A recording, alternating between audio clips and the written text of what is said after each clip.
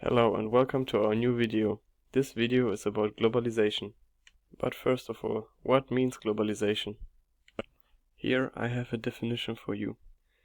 Globalization describes a process by which national and regional economies, societies and cultures have become integrated around the world through the global network of trade, communication, immigration and transportation. To understand the definition a little bit better, we can explain the globalization at an example. This is the little boy John. John likes to meet his friends Tom, Jack and Jenna. Back then, at the time without globalization, John had to go outside to the house of his friends to ask whether they have time. Hello, Mrs. Jones, are Tom, Jack and Jenna at home? Yes, they are. Hey John, let's do some homework. Yeah, great idea.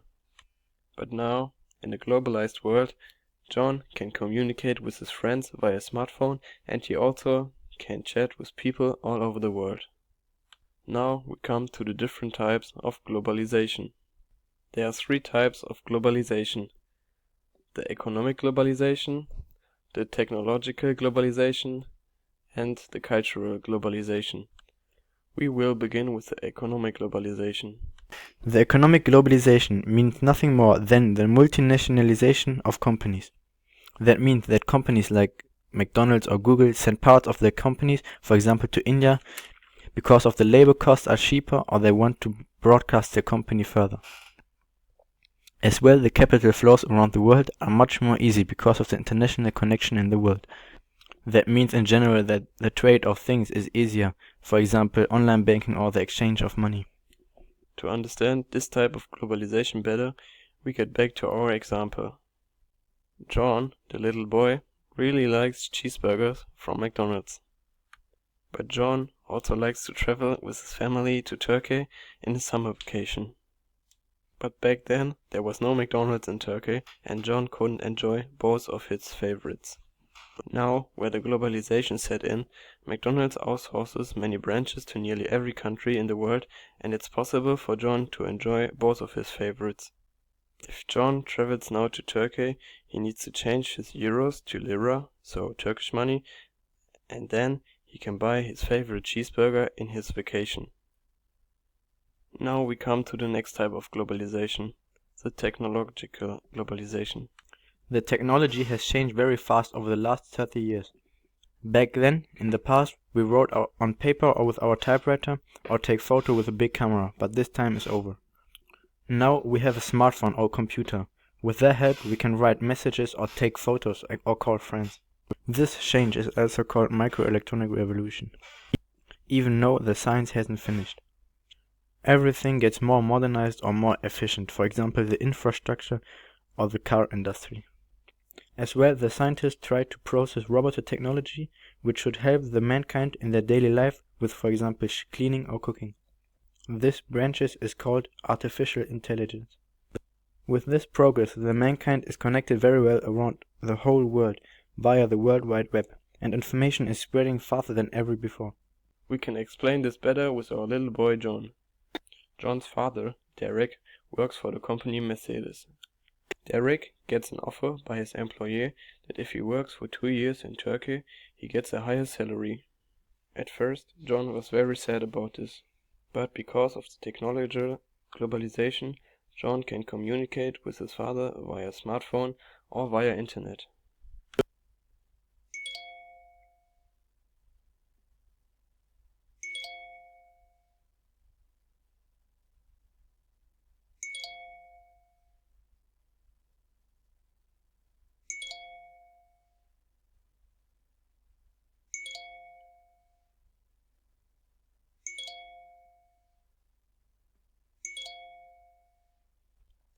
Now, John's father got the experience to work in Turkey and John gets a robot.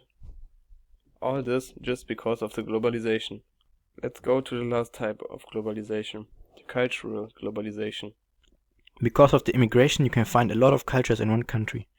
Due to that fact, you can learn a lot about different cultures because there are so much cultures around you. Another aspect is a commercial culture spread. Because of the new technology, we can watch, for example in TV, how the people in other cultures live. A huge influence in this case has the American youth culture. Many series that we watch in TV are from America, and their style got adapted to our culture in the past years. As well, the Hollywood and Bollywood movies attract millions of people. Another huge influence on our life is the spread of fast food chains all over the world. With this spread, we learn what other cultures eat, and of course it was a successful move. To get the cultural globalization clearer, we go back to John. John really likes to go to school. There he meets many children with different origins. One of his friends is Brian. He is a boy whose parents immigrated to London from Japan. In their free time, John and Brian like to watch Bollywood movies because they think the Indian culture is really interesting. John and Brian also like to go to McDonald's together, where John can eat his favorite cheeseburger. Back then, before the globalization, all this wouldn't be possible, but now it is. We hope you understood the 3 types of globalization with the help of John.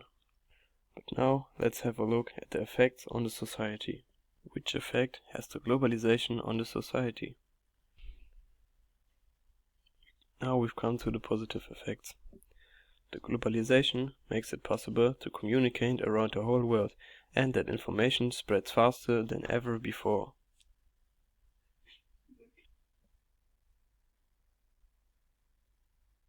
As well, the outsourcing of companies create new jobs in development countries. Another aspect is that a person, for example John's father Derek, has more opportunities in the job sector, for example, to go to another country. Furthermore, the employees often get a higher flexibility and mobility, for example the home office, where you can work at home. Additionally, we have the possibility to use modern technology, for example our daily friend, the smartphone, or our computer. Another important aspect is the great progress in medicine. With the new modern medical technologies, it is impossible to cure diseases like cancer or flus. The most important aspect is that due to the globalization, the world lives in peace and in global friendship. Nowadays, there's principally freedom, democracy and human rights, and as well, the fear of wars is very low. But beside all these positive points, there are as well negative points. Due to the fact that the companies outsources their manufactories because it's cheaper, the working conditions are bad. The whole day people work for a low salary, and there are also children who do this work. Through the growing competition, the employees need to work harder. They work longer, have fewer holidays, lower wages, and they need a higher qualification as before. Another important point is that the immigration could get out of control because of the big crowds who flee out of their country to have a better life. As well, we can depend on the information of the media, and the risk is high that the propaganda can be used by mass media, so we can easily get false information like it was while the Second World War. Another important aspect is that no one can control what the government is doing, so there is a high risk of corruption. A huge problem in the globalized world is the poverty in some countries. There is a widened gap between rich and poor, so the poor people get poorer and the rich people get more rich. Because of the globalization, there's a huge rise of CO2 emission and water pollution. This problem causes the global warming on the Earth. The Arctic poles are melting, and this causes extermination of some animals like the polar bears, or it causes that the sea levels are rising and the coast countries get flooded. Because of the global warming, there's also a climate change. That means that in future there will be new deserts and more natural disasters like hurricanes. All these negative aspects should be improved, but which solutions do we have to change the negative effects? There are some global players who want to improve the problem. The USA, the United Nations, Greenpeace and Amnesty International are examples of these, which we explain a little bit further. After the Cold War, the USA was the only political superpower in the world, and their role was the global policeman. George Bush declares war on terrorism after a terroristic group attacks the World Trade Center. Well, the USA were the only country which was prepared to use military power. The next global player is one of the most famous, the United Nations Organization. The main aims are promoting peace, human rights, and economic development. Furthermore, it serves as a global platform to communicate, and it guarantees global security. Another famous non-governmental organization is Greenpeace. It focuses on the conditions of the environment and it wants to cure the nature again. The last organization is the Amnesty International. It is also a non-governmental organization and it focuses on human rights and in reducing or ending political killings. These few organizations are the famous ones that deals with the problems of the globalization. I hope you like our video, and if there are questions, you can leave a comment. Thanks for watching, and if you're interested, you can watch our video about biofuels. Don't forget to subscribe, and see you in our next video. Bye.